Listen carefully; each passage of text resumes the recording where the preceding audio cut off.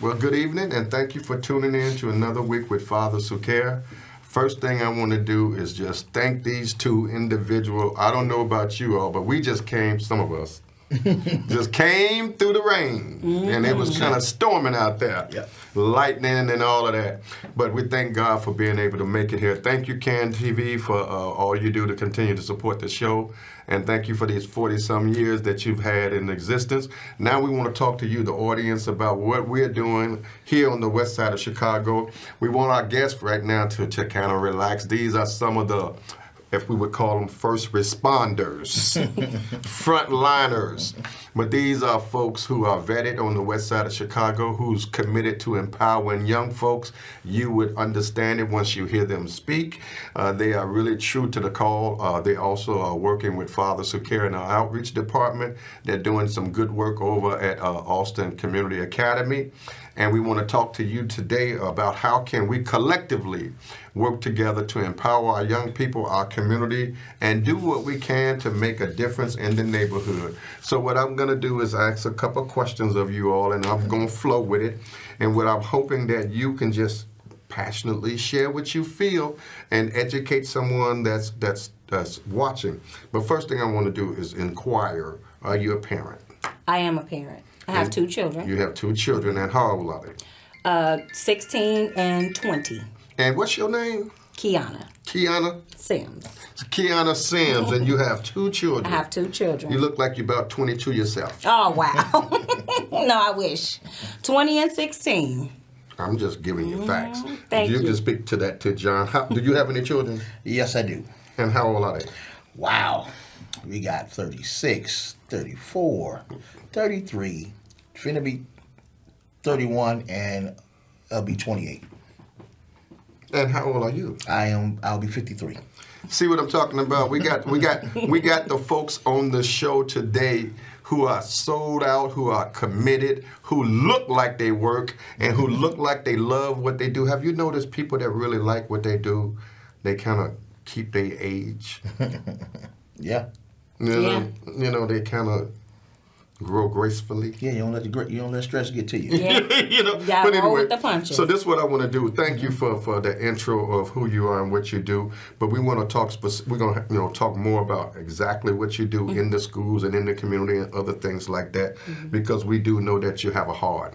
I personally believe folks can't do the work we do without a heart. Absolutely. If you don't love what you do, if you don't love empowering young people, if you don't love the community, you're in the wrong business. You may want to find a secondary job or do something else. But I'm going to ask this anyway. Okay. Kiana, John, thank you again for showing up on the show. Thank you for all the good work that you're doing. But tell me, what really drives you to do the work that you do to empower those who may be less fortunate, those who are in the school who sometimes they may not even appear like they care.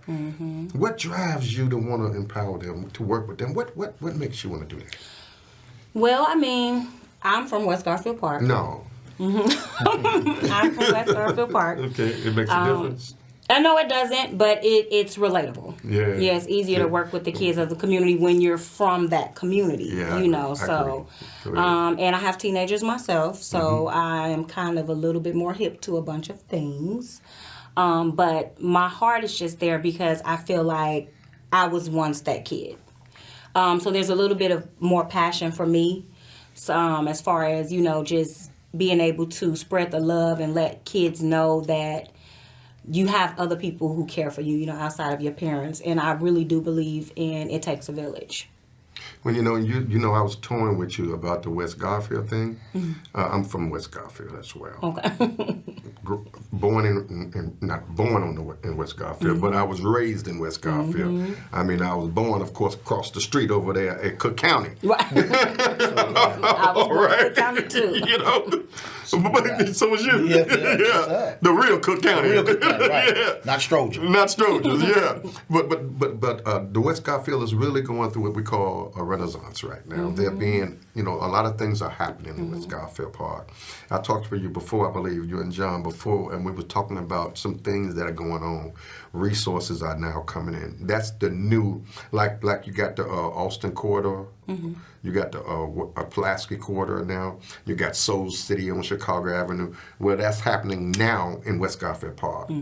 So I'm saying to folks, if you got property in the community, don't sell that property. Absolutely. Right. 100% hold on to it. Don't sell Yes, your hold on property. to it, absolutely. yeah. Yeah, and if you don't have any property and you can get in the community, get in it, because right now this is going to be the resurgence that's needed. Because I don't think anything has been built in that area since King. Since the tearing up of they might build a store here No, but true development. yeah, real Only development. true development around has just been like, building like Holman Square and things like that. But Absolutely, absolutely. Nothing like big box type stuff. Absolutely, but that's Lawndale. Right, but it's still Right. not there. But I'm just saying, just on but the you're west right. side in and of itself. You're absolutely right. But Right. now they even had Roosevelt was tore up too. 100%. Because actually, it's funny you said that. We used to live over here, like I said, in West Garfield Park. But my sister used to work at the ABC Center Wow.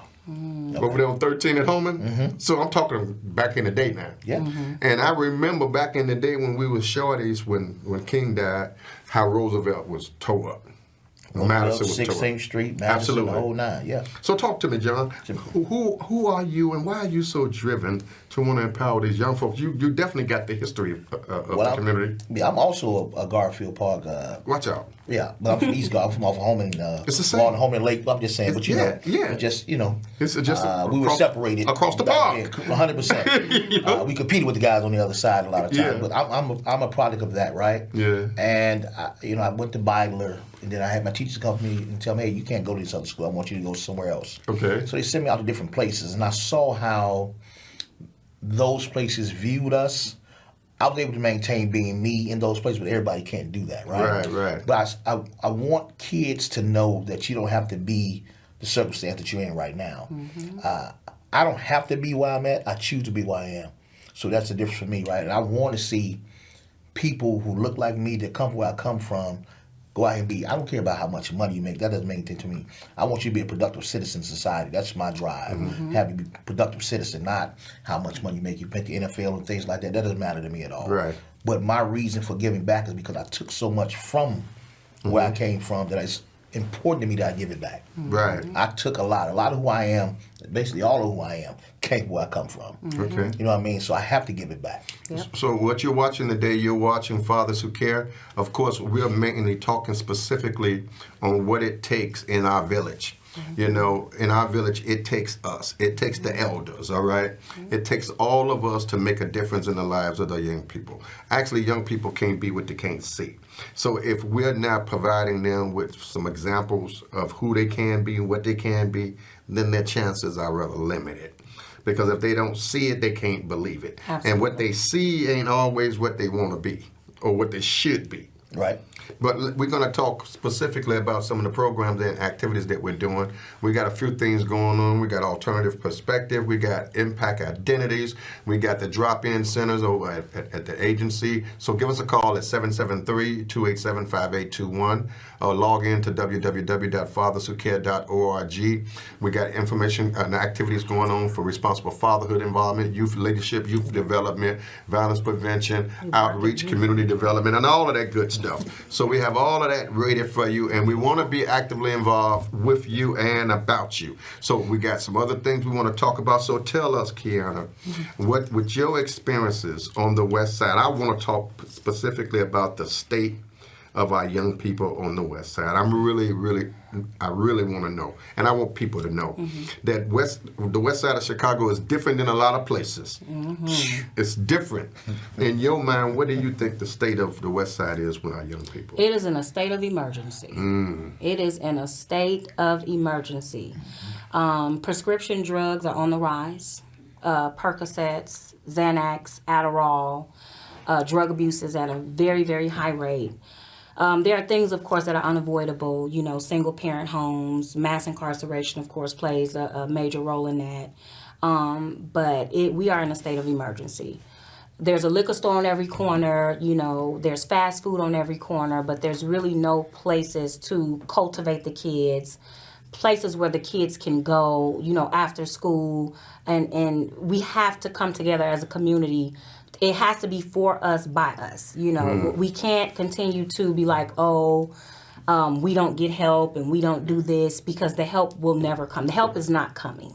We have to help one another, and we have to come together to help raise these kids. So I like where you're going, and John, we're going to come to you next. And I feel your passion, right? But you said something is a state of emergency. It's a state of emergency. Well, so many folks say that they are committed to providing this and providing that. What do you think we I need in order to let these young people know someone cares? I mean, I think they really need. Now, I'm just speaking for me. I think they need an environment where that environment is not judgmental. Absolutely. They can come as they are. I mean, I'm not saying by all means discipline. Got to have the discipline. Absolutely. But we supposed to have, I'm thinking we should have an environment where young people can be young people. But they can be tutored, they can be mentored, they can be empowered, they can be disciplined, all of that good stuff. Would you think that'll work? I agree. I feel as if counselors should be back in the school. Social workers are in the school, but more counselors should be provided. After school is gone, music and art is gone from the schools. It's things, nurses aren't really in the schools anymore. I mean, you can find them at charters and Noble, but I mean CPS, Chicago Public Schools, they have removed so much stuff, and it's to have a wait list for after school, and stuff like that it's hurting us. So you're talking to the CPS now, right? And you're talking from experience, right?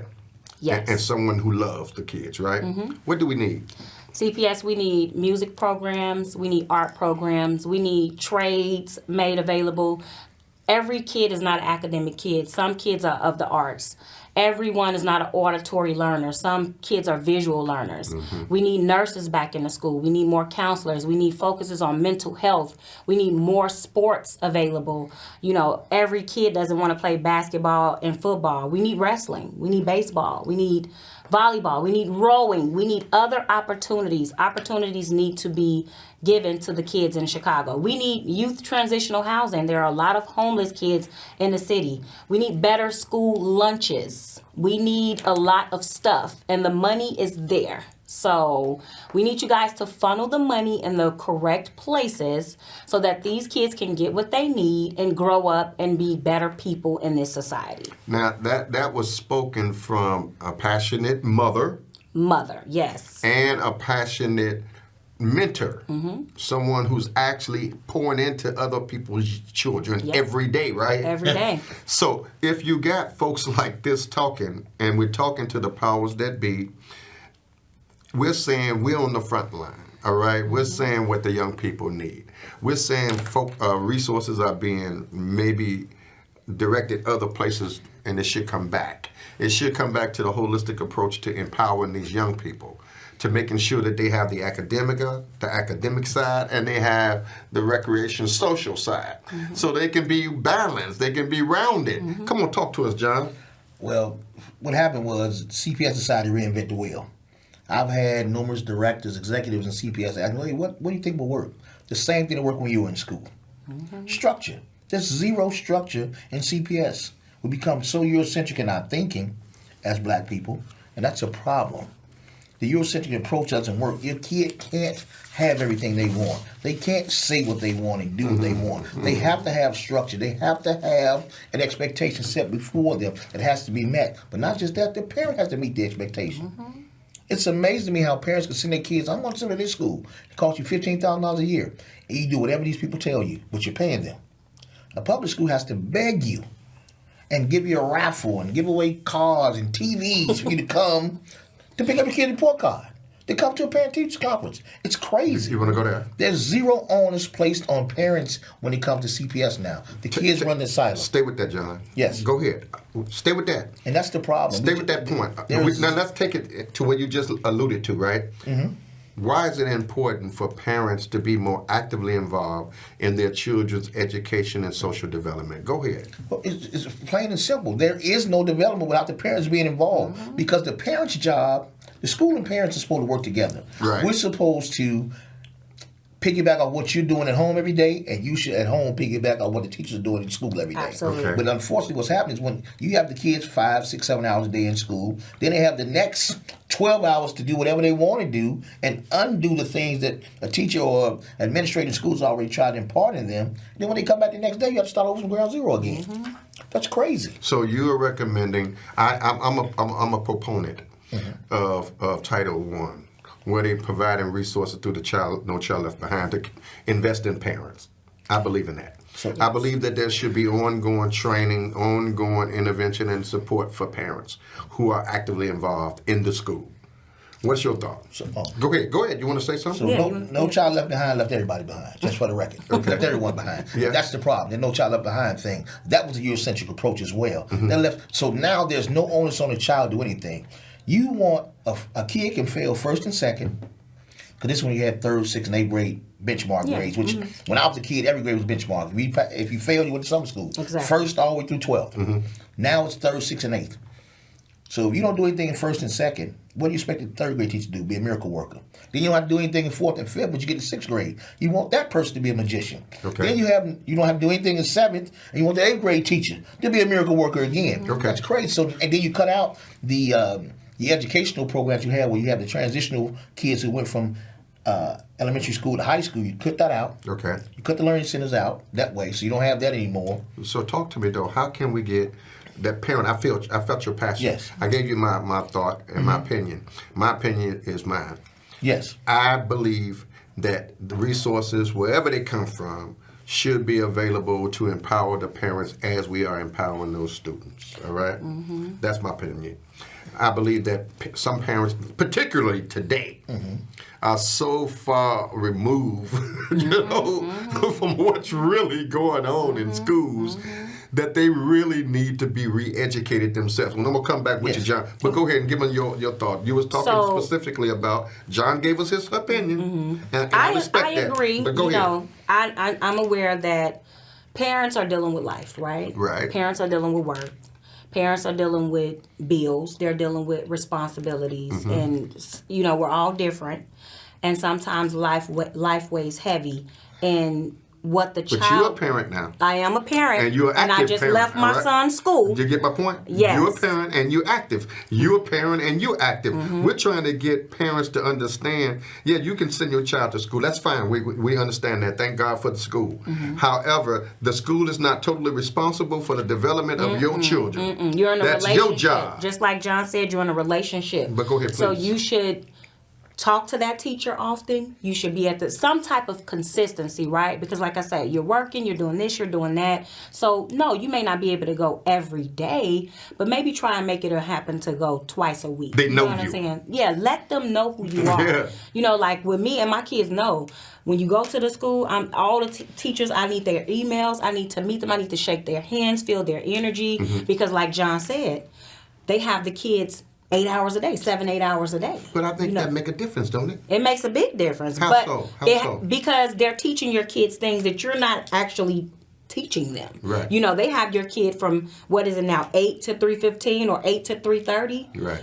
And then there's a little bit of transition, everybody getting home around 6 o'clock. There's only a couple hours in the day left before you laying down and getting up and doing it all over again.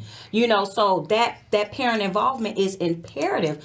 No matter what happens, even if it's once a week, you have to find a way to step up. Like, you have to find a way. Okay. I feel like make it mandatory. Well, John, we're going to bring that back to John on the mandatory side. Yeah. I want you to tell the parents, you're a parent, right? Yeah. I'm a parent. I mean, I'm a parent, and I used to hang out in the school. I was in the back of the classroom on mine, all right? And when they walked down the hall, I was walking down the hall, and please don't get into no trouble, Sure. because I'm coming up there, I'm coming. all right? And I'm staying with you all day, Hello. all right? So you was going to have the worst experience of the day, all right? Because I'm shadowing you all day. But tell parents who are watching, and we know that they may be younger, Yes. And we understand, but tell It them is why. a relationship. Go The ahead. teacher parent it's a relationship. You know, this is a person that's cultivating and teaching your child. You have to know things about this person. You have to know their personality, you know, know who they are because they have your child so many hours a day. Yeah, but you're It's speaking from experience, too, now. experience. I know all my kids teachers. And you're doing it in the school right now. And I'm doing it in the school right now. John. But no parents are really around. Well, we're going to change that. I believe. Go ahead, John. No, go ahead. I know where you was going, and I want you to come on with that thought. But again, like you said, the relationship part of it. You know, like you said, life is life for everybody. That's true. But guess what? The greatest responsibility you have in your life is the children that you bring into this world. Exactly. They didn't ask to be here. So They that's did your not. greatest. I don't care about the job. I don't care about the car note. None of that stuff. Your greatest responsibility is your child. Period. And your biggest investment. 100%. That's your biggest. That's it. So at the end of the day, you have to understand. If you make that a priority, all the other stuff will change. It'll change, but once the people make it a priority, like you said, call. You don't have to. You know, you don't have to necessarily be up there. You can call. You can Zoom. You Email. can email. Whatever. Let the teacher know that you care about your child. That you're invested in your child because they can become more vested when they see that the parent is more vested in Right. the kid. Right. But you want these kids, you want these parents, these teachers to make 90 phone calls a day to each parent? No. Show me you care about your kid by reaching out to me so I can know. We've given you Parent Portal and Classroom, Dojo, and all these other things. They've given you ways to communicate with teachers, and you're not even taking advantage of it. You're not. Okay. It's crazy. So we're over at Austin, right? Yes. And we got a program over there called Alternative Perspective. Yes. And what's the purpose of what we're doing in this program? What are we trying to accomplish? Well, Alternative. then we come to you. Okay. Alternative Perspectives focuses on substance abuse, mental health, and life coaching skills, which is very important for kids ages 13 through 19. It's very important. We talk about substance abuse in a way where they understand, where it's relatable. We talk about life coaching skills where it's relatable. Like, we're not in there, you know, we don't dance around it. You pop perks. If you pop perks, then you're ingesting heroin. This is black Keeping and it white. real. You need to know Yeah. that you're Yeah. practically a heroin addict, Right. and when you start to come off, it's going to be a physical withdrawal. You know, Yeah. like Yeah, so you're keeping it real. We go there, you Yeah. know, and we talk about stuff like nonverbal communication, how to dress for an interview, things that the school isn't teaching them, and obviously the parent isn't teaching them. You know, so we're kind of like in the middle. So how you feel about it? I love it. I think it's a great program. I think it's needed across the board, you know, because it's what they're not getting. Well, we're working out this pilot with the program. I mean, but it's many programs. We just brought a twist to where we are doing it. And the twist that we're bringing is the fact that we're addressing mental health right now. We're addressing substance abuse right now. And we're addressing life skills right now. yeah. In time, all right? We're not waiting on it. We're not sending folks off. But go ahead, John. What's your thought? It's an awesome program, and I think again it needs to be citywide. That this needs to be it because this is very impactful for people because it gives the kids an environment where they can actually express themselves without feeling like it's gonna come back and bite me in the butt if I say this and say that. No, it's Right, not. right. Be who you are, and it's okay to be who you are. But understand, we're here to show you what you can be if you change some of the things you're doing in your life right now. I'm not here to condemn you or condone, you know, say yeah and no to what it is you're doing. But I'm gonna give you my opinion on it though, because that's what it's here about. And then you got actual factual things that are out here that shows you this is what it leads to. Do you believe, you know, I had a Yes. conversation with you before, and I really like to push a button every now and then for certain conversations. Gotcha. I really have a heart for empowering folk. That's why I do it, and do it for so long. Yeah. But I really have problems when I see a lot of folks just squander the chance to empower a young person. I mean, you got to get attention. You got them. But you won't won't commit to that. You allow them to just slip through your fingers. Yeah. What's your thought? Well, I'm a person here, I count wins, not losses, right? Because I've done this for so long, over 2 decades I've been doing this with kids. If I count the losses, I would have quit a long time ago. You have to count the wins. You have to look at those kids. Like I've shown her text messages from kids that, 30 years old now, 25, 29, Right, 40 almost. right. Hey, thank you, coach, and thank you, Mr. Ivy, for this, that, and the third. Those are things I have to lean on because I know I'm going to go to some funerals. I know I'm about to get some kids going to jail. Those things are going to happen, but I can't be deterred by that. I have a saying I used to have all the time when I started in Marshall with my kid, my friend William Gray, and I used to make shirts up, and I say you can extend your hand to all, but you only touch a few. I understand that. I understand my true reach. So do me a favor. Yes, sir. I told you time was going to move as you're having fun. Give our folks some closing comments on how can they be more actively involved in their children's lives, and then in their lives of our surrogate children in the Hey man, community. it's out there in front of your house. Get out the house. Get out of the house, man, and don't be afraid to engage the kids that you see. Yep. You live around them, so you can't be afraid to engage them. You live there. When your kids come home, ask about their day. 100%. Ask what happened. If you hear a friend name constantly, start asking about that friend. Does the friend live with his mom? Is his dad there? Is he live with, certain things you gotta dive in.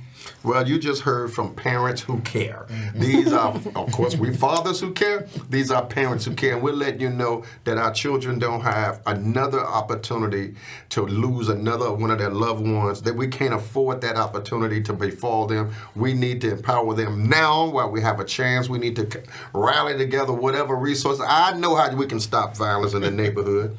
Employ the young people. Okay. I know how we can stop violence. Educate the young people. Give the young people an opportunity to maximize some options. Give them some opportunities and they'll put down their guns. So you're watching Fathers Who Can. We encourage you to give us a call at 773-287-5821 or log into the website on the bottom, fatherswhocare.org. Thank you so very much, Kiana. Thank you, John, for all you do. Thank you for your passion, your love, your passion. Keep up the good work. God bless you for what you're doing. Listen, let's continue to do the good work. I mean, our reward is not in front of people. It sure ain't. But it's where we're headed, all right? Absolutely. I mean, so I'm just doing it for the glory of God. But God bless you all. God keep you. Good night. Thank you.